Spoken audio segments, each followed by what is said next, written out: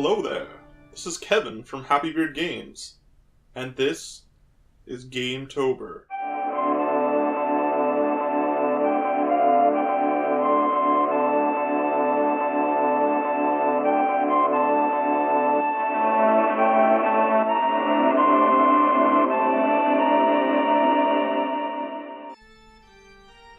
But what is GameTober, you ask?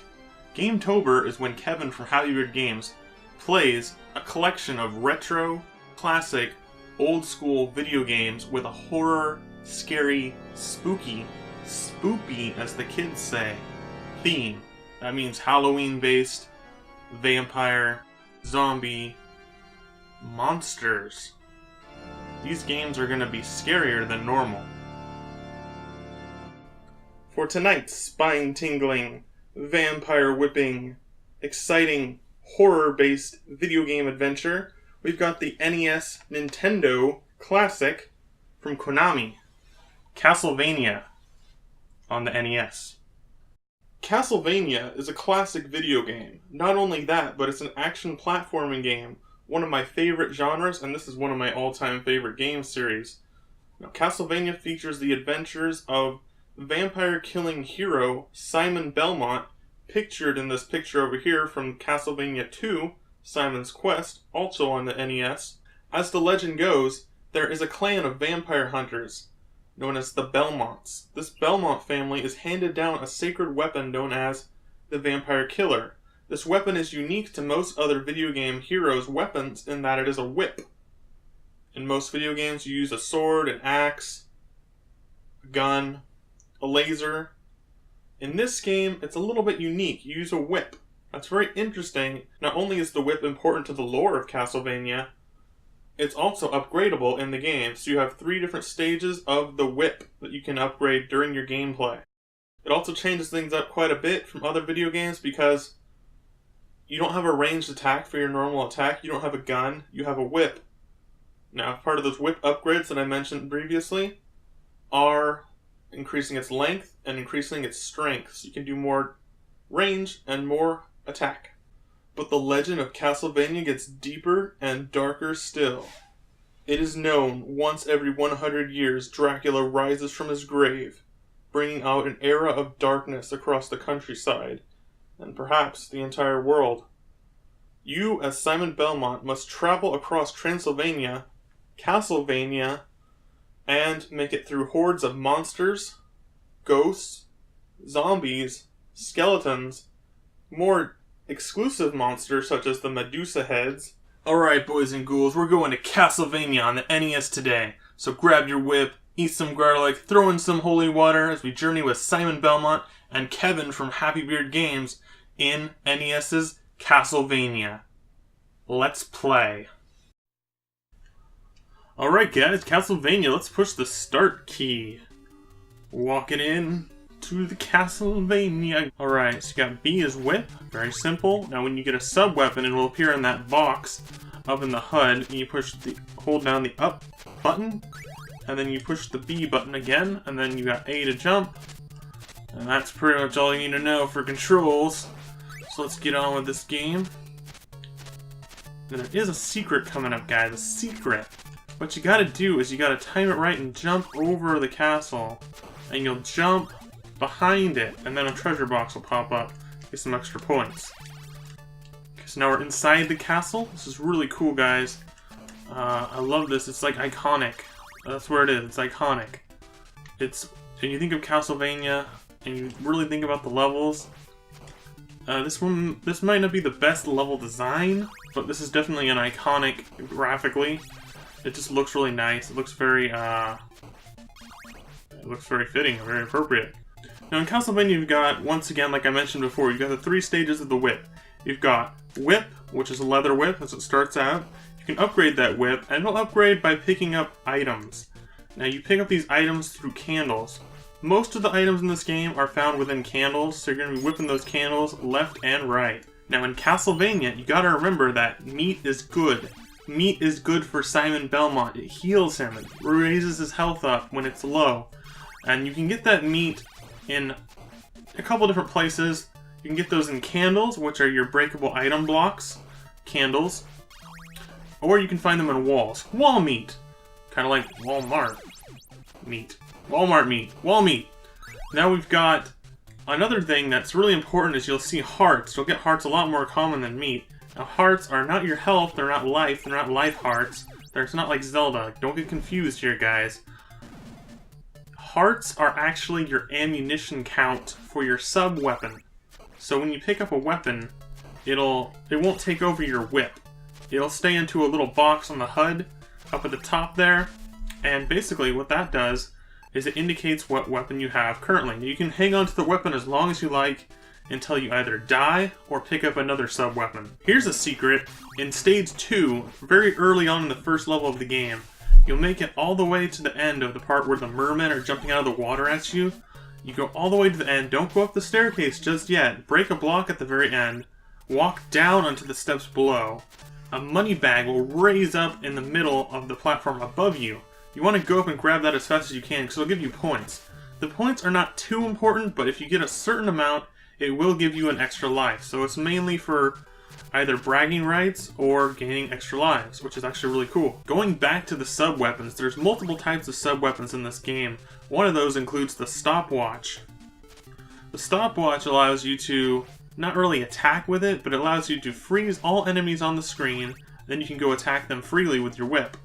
Now, you've also got things like the throwing knife. Sometimes it's called a sword or a dagger, but basically he throws it like a knife. You've got the axe sub-weapon. You throw it over your head, so you can also throw that when jumping to get an even greater range if you're fighting enemies that are up high above, like the bat boss.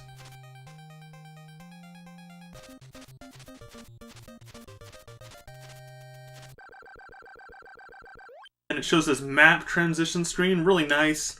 It shows you what your goal is. Your goal is obviously fighting Dracula at the very end of the game, the very top tower. If you break open this wall at the very top staircase of the first screen of the second level, and you walk in it, you can get a crown to pop up. It'll give you 2,000 points.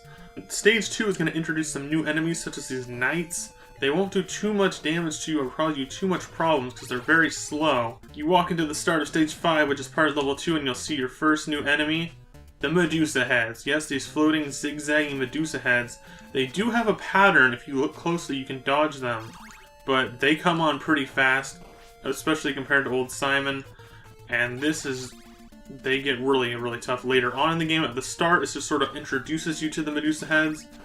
Now, in that first platform that's raised up on the Medusa head part, you can jump on it. If you wait around a few seconds, you don't have to crouch or anything, just wait around a few seconds, a treasure box will appear and give you some much needed extra points.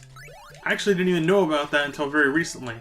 I'm always finding new secrets in these old games that I just didn't know about until recently, or at least on a more recent playthrough. There's a cheat you can do here where you can actually get the Medusa head to hit you up onto the next platform, and you'll see that throughout the game that things like that will happen. For this recording, I don't think I can get it to work today, but it does happen sometimes. Sometimes by accident, sometimes intentionally.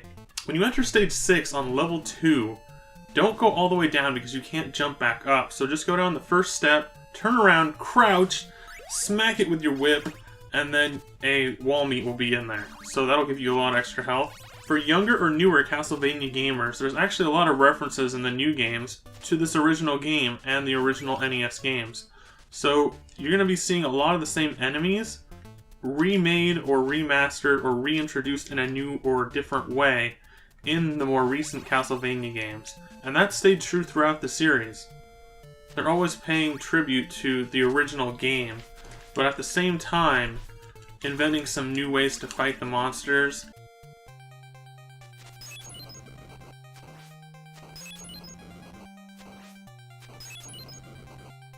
And that was the Medusa boss fight. That was really simple. It's very easy. You can get away without even using a sub-weapon, but if you do have a sub-weapon, I'd recommend the Holy Water.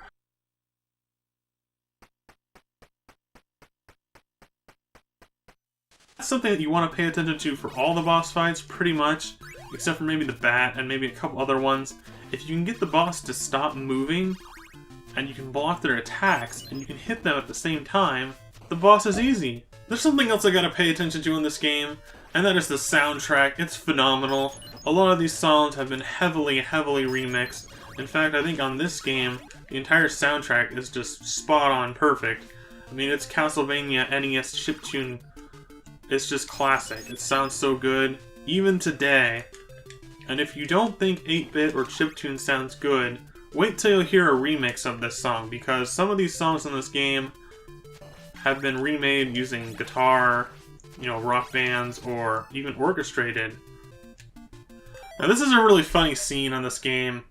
I mean, okay, you're walking there, everything's fine, you look at the background, okay, it's just a castle. I mean, you look at this, it kinda looks a lot like the castle has an arm sticking out of it, and a hand, and yeah, you might get the picture now. It looks like the castle's flipping you off. It really looks like that castle's giving you the finger, flipping you the bird, middle finger. Now in the mummy boss, I don't really have a good strategy for it, but if you can get both the mummies on one side of you, either the right or the left, just so they're not surrounding you, because they do have a ranged attack. Now those mummies, they're pretty simple, but they do pack a punch. There is a really cool trick that you can do. With the staircase that you come down on into the boss room, there's actually a wall meat hidden into the bottom part. So when you're fighting that boss, at any time during the boss fight, you can grab that wall meat. I recommend it at the start because likely you won't have full health at the start of that fight. But if you can get it in the middle of the fight, that'll help you out even more because you're going to get hit by these mummies. Alright, boys and ghouls, that was it for GameTober tonight on Happy Beard Games. Tonight we played Castlevania for the NES. Stick around for more GameTober all October long in 2016. This is GameTober 2. If you'd like to check out GameTober 1, the playlist is up on my channel, as it has been the whole time. Now, Castlevania, if you're a fan of that game series, we're going to be playing Castlevania 2, 3, and 4, to say the least, throughout the month of GameTober. So stay tuned for those videos. Those Castlevania games will be some of the highlights of GameTober 2. Alright guys, thank you for watching once again. Until next time, stay tuned for more classic gaming goodness. Happy Beard Games. Out.